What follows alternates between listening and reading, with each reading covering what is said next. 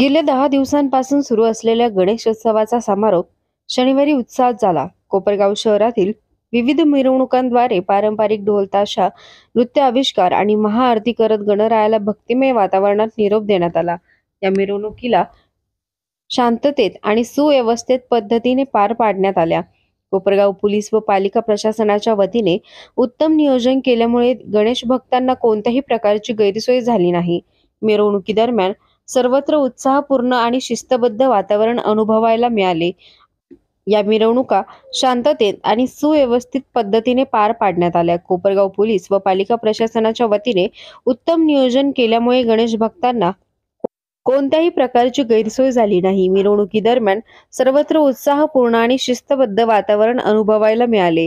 यावेळी नगर परिषदेने उभारलेल्या स्वागत कक्षात तहसीलदार महेश सावंत यांच्यासह मान्यवर देखील उपस्थित होते.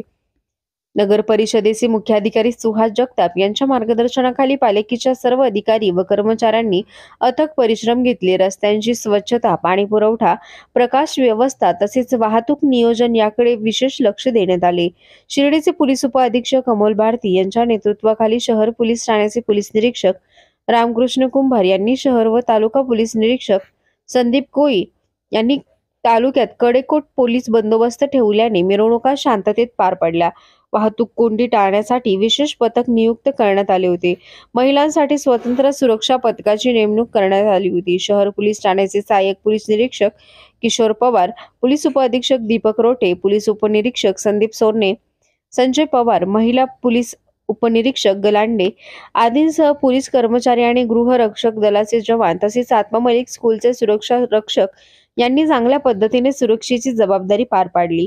कोपरगाव शहरातील प्रमुख रस्त्यांवरून गेलेल्या मिरवणुकांमध्ये घरगुती तसेच सार्वजनिक गणेश मंडळांनी विविध देखावे, सामाजिक संदेश देणारे फलक व पारंपरिक दैदिप्यमान सजावटीचे रथ सहभागी करून लक्ष वेधले. शेवटी गणरायाला विसर्जित करताना गणपती बाप्पा मोरया, पुढच्या वर्षी लवकर या गजरात भाविकांनी निरोप दिला. उत्साह, श्रद्धा आणि अनुशासन यांचा सुंदर संगम असलेला गणेशोत्सव मिरवणूक सोहळा कोपरगावात यशस्वीरित्या